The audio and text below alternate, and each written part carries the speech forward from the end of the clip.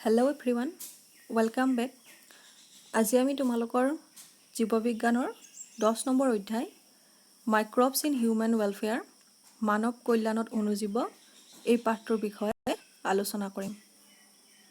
এই অধ্যায়টিৰ জৰিয়তে আমি অণুজীৱবোৰে মানুহৰ জীৱনত কেনেকৈনো কল্যাণ সাধন কৰে তাৰ বিষয়ে পঢ়িম। আমি সাধাৰণতে জানো যে অণুজীৱ যেনে বেক্টেৰিয়া, ভাইৰাছ, ভেঁকুৰ ইত্যাদিবোৰে আমাৰ অপকাৰ সাধন কৰে। কিন্তু এনেকুৱা কিছুমান অণুজীৱ আছে যিবোৰে আমাৰ অপকাৰ নহয়, উপকাৰহে সাধন কৰে। এই পাঠটোৰ জৰিয়তে আমি সেই অণুজীৱবোৰে কেনেকৈনো উপকাৰ সাধন কৰে তাৰ বিষয়ে পঢ়িম। এতিয়া চোৱা, আমাৰ জীৱজগতত থকা উদ্ভিদ বা প্ৰাণীবোৰৰ উপৰিও যি সূক্ষ্ম চকুৰে মনি নোপোৱা অণুজীৱ থাকে, সেই অণুজীৱবোৰো পৃথিৱীৰ জীৱজগতৰ এক প্ৰধান উপাদান। উদ্ভিদ বা প্ৰাণীবোৰে যিদৰে মানৱ জীৱনত যথেষ্ট কল্যাণ সাধন কৰে, ঠিক তেনেদৰে অণুজীৱইও মানুহৰ জীৱনত যথেষ্ট উপকাৰ সাধন কৰে। অণুজীৱবোৰৰ ভিতৰত তোমালোকে জানা যে পটজা হ'ব পাৰে, বেক্টেৰিয়া, ভেঁকুৰ, ভাইৰাছ, ভাইৰইড, প্ৰিয়ন ইত্যাদি। সেই অণুজীৱবোৰ মাটিত থাকে, পানীত থাকিব পাৰে, বায়ুত থাকে, আনকি মানুহ আৰু প্ৰাণীৰ দেহতো অণুজীৱই বাস লয়। অৰ্থাৎ আমাৰ মানুহৰ দেহতো কিছুমান বেক্টেৰিয়া, ভাইৰাছ বা ভেঁকুৰে বাস ল'ব পাৰে। আনকি উদ্ভিদৰ দেহতো অণুজীৱবোৰ বিদ্যমান হৈ থাকে। আনহাতে এনেকুৱা কিছুমান অণুজীৱ আছে, সেই অণুজীৱবোৰে এনেকুৱা ঠাইত বাস কৰে যি ঠাইত অন্য জীৱবোৰ সাধাৰণতে বাস নকৰে। উদাহৰণস্বৰূপে গৰম পানীৰ উঁহ, য'ত 100 ডিগ্ৰী চেলচিয়াছলৈকে উষ্ণতা থাকে, তাতো অণুজীৱই বাস কৰিব পাৰে। আনকি মাটিৰ বহু তললৈকে অণুজীৱ থাকিব পাৰে। আনফালে কেইবা মিটাৰ উচ্চতালৈ সৃষ্টি হোৱা বৰফৰ তৰপৰ তলতো অণুজীৱই বাস ল'ব পাৰে। আৰু অতিশয় অম্লযুক্ত পৰিৱেশতো কেতবোৰ অণুজীৱই বাস ল'ব পাৰে। অণুজীৱ যেনে বেক্টেৰিয়া, ভাইৰাছ আৰু ভেঁকুৰবোৰ কৰ্ষণ পদ্ধতি, কালচাৰ মিডিয়া ব্যৱহাৰ কৰি গজাই তোলা হয়। এই পদ্ধতি লেবৰেটৰীত গোটা, জুলীয়া বা অৰ্ধজুলীয়া মাধ্যমত কৰা হয়। অতি সাধাৰণতে ব্যৱহাৰ কৰা মাধ্যম দুটা হ'ল পুষ্টিযুক্ত মাধ্যম, নিউট্ৰিয়েণ্ট মিডিয়া, আৰু আনটো হৈছে এগাৰ মাধ্যম বা এগাৰ মিডিয়া। এই মাধ্যমত বেক্টেৰিয়া, ভেঁকুৰবোৰৰ বৃদ্ধি বঢ়াই তোলা হয়। ফলত বেক্টেৰিয়া বা ভেঁকুৰ বা ভাইৰাছবোৰে কিছুমান থোপ বা কলনীৰ সৃষ্টি কৰে। সেই কলনীবোৰৰ পৰা অণুবীক্ষণ যন্ত্ৰৰ সহায়ত সিহঁতক চিনাক্ত কৰিব পাৰি। ইয়াতে কিছুমান বেক্টেৰিয়া, ভেঁকুৰ আৰু ভাইৰাছৰ চিত্ৰ দেখুওৱা হৈছে। এই চিত্ৰবোৰ অণুবীক্ষণ যন্ত্ৰৰ সহায়ত পৰীক্ষা কৰি চোৱাৰ পিছৰ চিত্ৰ দেখুওৱা হৈছে। প্ৰথম চিত্ৰটি হৈছে লেফ্ট ছাইডত থকা চিত্ৰটো বেক্টেৰিয়াৰ চিত্ৰ, গ্ৰাম পজিটিভ বেক্টেৰিয়া আৰু গ্ৰাম নিগেটিভ বেক্টেৰিয়া। ইহঁতক অণুবীক্ষণ যন্ত্ৰৰ সহায়ত পৰীক্ষা কৰি চোৱাৰ ফলত এনেকুৱা ধৰণৰ আকৃতি দেখিবলৈ পোৱা গৈছে। তাৰে কিছুমান দণ্ডাকৃতিৰ অৰ্থাৎ ৰড শ্বেপ বেক্টেৰিয়া আছে। আনহাতে সোঁফালত পেট্ৰি প্লেটত যি কলনীৰ চিত্ৰ দেখুওৱা হৈছে, সেই কলনীবোৰৰ পৰাই আমি তাত কেনেকুৱা অণুজীৱ আছে তাক অণুবীক্ষণ যন্ত্ৰৰ সহায়ত চিনাক্ত কৰি উলিয়াব পাৰোঁ। আনফালে তলত থকা লেফ্ট ছাইডৰ চিত্ৰটো এটি ভাইৰাছৰ চিত্ৰ, যাক অণুবীক্ষণ যন্ত্ৰৰ সহায়ত পৰীক্ষা কৰাৰ ফলত এনেকুৱা ধৰণৰ আকৃতি দেখুওৱা হৈছে। আনফালে যি প্লেট আছে, সেই প্লেটখন মই নিজে লেবৰেটৰীত আমি জমা কৰি ৰখা ধানৰ ওপৰত যি ভাইৰাছ থাকে, সেই ভাইৰাছৰ বিষয়ে পৰীক্ষা কৰিছিলোঁ। তাক চিনাক্ত কৰিবলৈ যাওঁতে এনেকুৱা আকৃতি দেখা পোৱা গৈছে। তাত কিছুমান কলনী ফৰ্ম হৈছে আৰু কিছুমান স্পঞ্জি ষ্ট্ৰাকচাৰ দেখিবলৈ পোৱা গৈছে। সেই কলনীবোৰৰ পৰা বা স্পঞ্জি ষ্ট্ৰাকচাৰবোৰৰ পৰা আমি তাত কেনেকুৱা ধৰণৰ ভাইৰাছ আছে তাক অনুবীক্ষণ যন্ত্ৰৰ সহায়ত পৰীক্ষা কৰি চাব পাৰোঁ। এতিয়া মই ইতিমধ্যে কৈছোঁ যে অণুজীৱবোৰে মানৱ জীৱনত কল্যাণ সাধন কৰে। এতিয়া আমি পঢ়িম যে অণুজীৱবোৰে আমাৰ জীৱনত কেনেকৈনো কল্যাণ সাধন কৰে। আমাৰ দৈনন্দিন জীৱনত ব্যৱহৃত সামগ্ৰীসমূহত অণুজীৱই যথেষ্ট অৰিহণা যোগায়।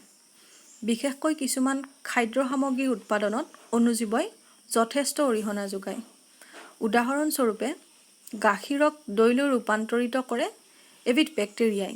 সেই বেক্টেৰিয়াবিধ হৈছে লেক্টোবেচিলাছ বা লেক্টিক এচিড বেক্টেৰিয়া।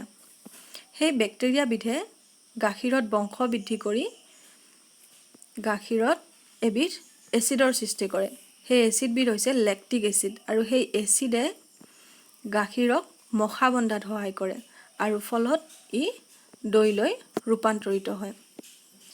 সতেজ গাখীৰক দৈলৈ ৰূপান্তৰিত কৰাৰ ফলত যি মখা বান্ধে সেই অকণমান মখাতে কেইবা নিযুত লেক্টিক এচিড বেক্টেৰিয়া থাকিব পাৰে, যিবোৰে এক উপযুক্ত তাপমাত্ৰাত দ্ৰুতভাৱে বংশ বিস্তাৰ কৰে আৰু গাখীৰক দৈলৈ ৰূপান্তৰিত কৰে। আৰু এই প্ৰক্ৰিয়াটোৱে দৈ গাখীৰত ভিটামিন B12ৰ মাত্ৰা বঢ়াই দিয়ে আৰু গাখীৰত পুষ্টিৰ গুণাগুণ বৃদ্ধি কৰে। আনহাতে আমাৰ শৰীৰৰ পাকস্থলীতো লেক্টিক এচিড বেক্টেৰিয়াই ৰোগ সৃষ্টিকাৰী অণুজীৱবিলাকক প্ৰতিৰোধ কৰাত এক দৰকাৰী ভূমিকা পালন কৰে। আনহাতে গাখীৰৰ পৰা তৈয়াৰ কৰা যি ঘি, সেই ঘি অণুজীৱৰ উপস্থিতিতেই উৎপন্ন হয়। ঘি বা চীজ বিভিন্ন প্ৰকাৰৰ হ'ব পাৰে। চীজৰ প্ৰকাৰৰ ভিন্নতা নিৰ্ধাৰণ কৰা হয় সিহঁতৰ গঠন বা টেক্সচাৰ আৰু স্বাদ বা গোন্ধৰ ওপৰতেই ভিত্তি কৰি। উদাহৰণস্বৰূপে চুইছ চীজ প্ৰস্তুত কৰা বেক্টেৰিয়াবিধৰ নাম হৈছে প্ৰপায়নিবেক্টেৰিয়াম শৰ্মানি। সেই বেক্টেৰিয়াবিধে অধিক মাত্ৰাত কাৰ্বন ডাই অক্সাইড গেছ উৎপন্ন কৰাৰ ফলস্বৰূপে চুইছ চীজত কিছুমান ডাঙৰ ডাঙৰ বিন্ধাৰ সৃষ্টি হয়। এনেদৰে কিছুমান বেক্টেৰিয়াৰ পৰা বেক্টেৰিয়াৰ উপস্থিতিত ঘি বা চীজ প্ৰস্তুত কৰা হয়। এতিয়া তোমালোকে হয়তো ভাবিব পাৰা এবিধ বেক্টেৰিয়াবিধ খালে আমাৰ কিবা অপকাৰ সাধন হ'ব নেকি? তেনেকুৱা নহয়। সেই বেক্টেৰিয়াবিধ আমি খাব পাৰোঁ, অৰ্থাৎ আমি কনজিউম কৰিব পাৰোঁ। তাৰ পৰা আমাৰ কোনো অপকাৰ সাধন নহয়। আনহাতে অন্য কিছুমান খাদ্যবস্তু যেনে ডোছা, ইডলি ইত্যাদি বনাওঁতে ব্যৱহাৰ কৰা বেক্টেৰিয়াবিধ হৈছে লেক্টিক এচিড বেক্টেৰিয়া। ইয়াৰ উপৰি পাওৰুটি বনাওঁতে যি ময়দাৰ ডো বা ময়দাৰ লডা ব্যৱহাৰ কৰা হয় তাক কিম্বন কৰি প্ৰস্তুত কৰা হয় আৰু সেই কিম্বন প্ৰণালীত ইষ্ট ভেঁকুৰ অৰ্থাৎ চেক্কাৰমাইচিছ চেৰিবেছি নামৰ ভেঁকুৰে যথেষ্ট সহায় কৰে। এই কিম্বন পদ্ধতি ব্যৱহাৰ কৰি আকৌ অণুজীৱৰ সহায়ত সুৰাও প্ৰস্তুত কৰা হয়। আমাৰ কিছুমান জনগোষ্ঠীৰ মাজত স্থানীয়ভাৱে পৰম্পৰাগত চলি অহা কিছুমান সুৰা বা পানীয় অণুজীৱৰ সহায়ত কিম্বন পদ্ধতিৰ দ্বাৰা কিছুমান ফল মূলৰ পৰা প্ৰস্তুত কৰা হয়। সাধাৰণতে ফল মূল যেনে আঙুৰ, আপেল, তাল, কোনো খেজুৰ জাতীয় ফলৰ পৰা তাৰ ৰস উলিয়াই কিম্বন কৰি সুৰা প্ৰস্তুত কৰা হয়। সুৰা প্ৰস্তুত কৰোঁতে ব্যৱহৃত হোৱা অণুজীৱবিধ হৈছে ইষ্ট ভেঁকুৰ আৰু বেক্টেৰিয়াৰ ভিতৰত কমন হৈছে লেক্টিক এচিড বেক্টেৰিয়া। ইয়াৰ উপৰিও আমি যে আচাৰ বনাওঁ, সেই আচাৰ আমি বিভিন্ন ধৰণৰ ফল মূলৰ পৰা বনাওঁ। আনকি মাছ বা বাঁহৰ গাজ ইত্যাদিৰ পৰাও আমি আচাৰ বনাই খাওঁ।